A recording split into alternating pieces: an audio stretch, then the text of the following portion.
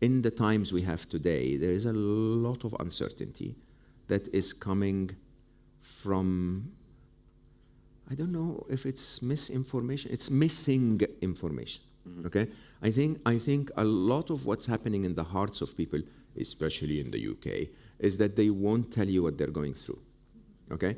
And you will find it very difficult to guess what they're going through, but there are very clear trends, okay, across our world today, where one, it starts from childhood, where we have really never been trained on well-being at all, okay? More interestingly, you've not been trained for thinking. So my second book was called That Little Voice in Your Head, which starts from that premise, very interesting premise, that through a quick survey, I realized that humans use their phones better than they use their brains, okay? And I basically wrote the entire book to give analogies of, you know, if you wanted to do it on your phone, you'd do it this way. So if you want to do it in your brain, you can do it that way. It's like, it's actually very similar because it is a computer in a way, right? And it's quite interesting that we don't invest in that, right? The third, actually, I should have made that number one, is that your CEO is not convinced that this is going to improve the bottom line of the business, okay? And I can give you endless statistics around absenteeism, about sick leaves, about engagement, about, you know, I mean, think about it. It doesn't require a genius to find out that, you know, if you're a happy person, your clients like you more, your colleagues want to deal with you a little more often. They, you know, they'll do you a favor every now and then because they like being around you. You're going to be engaged, you're going to be energized, you're going to be creative, you're going to be, you know, not reporting absent every time you can, and so on and so forth, right? So we need to do a bit of the work there to sell it to the CEO, to sell it to the C-levels, that there is benefit in that. And then we need to give the skills to the team and address the issues head on. So in terms of the selling piece, it's interesting, you referenced the data, and actually the people in the room are probably quite comfortable. We know that data, right? And so we discuss it. And so what advice would you have? Don't talk about people, talk about money. Okay, I'm very serious. Look, I succeeded in my career, even though I can guarantee you I was the dumbest person in the room. Like the companies I worked in, it humbles you, right? Because I was the happiest place to work. It's as simple as that. So, you know, when people are super smart and they're paid reasonably well, all they're looking for is a place where they can be paid the same, enjoy something that they can work on, and use their intelligence. And so I guarantee you, whenever I had and I was hiring regional vice presidents that were hiring country managers, that were hiring managers, and so on, right? So these are very senior people, okay?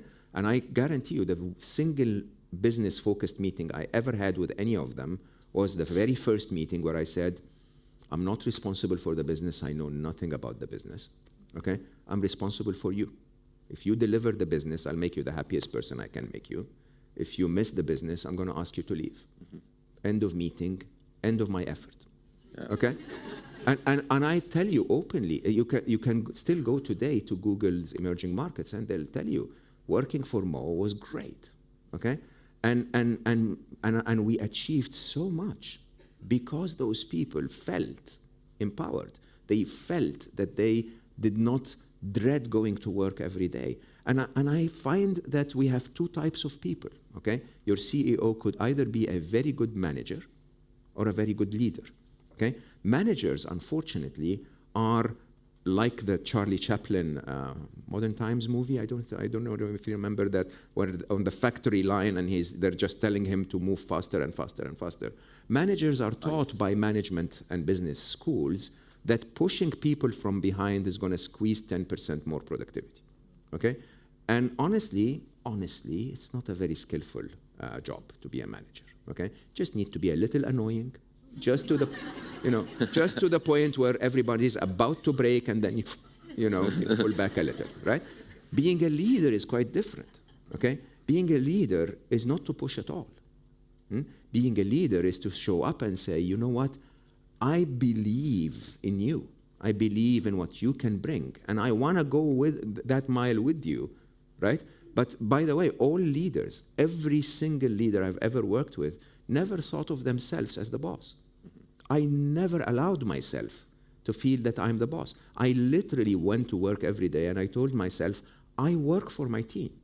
Okay? They're bringing in the money. I can no longer, I mean, every now and then I'll go and sit with a client, but they're sitting with the client every day. Every now and then I'll look at the architecture of a product and say, we take it left or right, but I'm not coding anymore.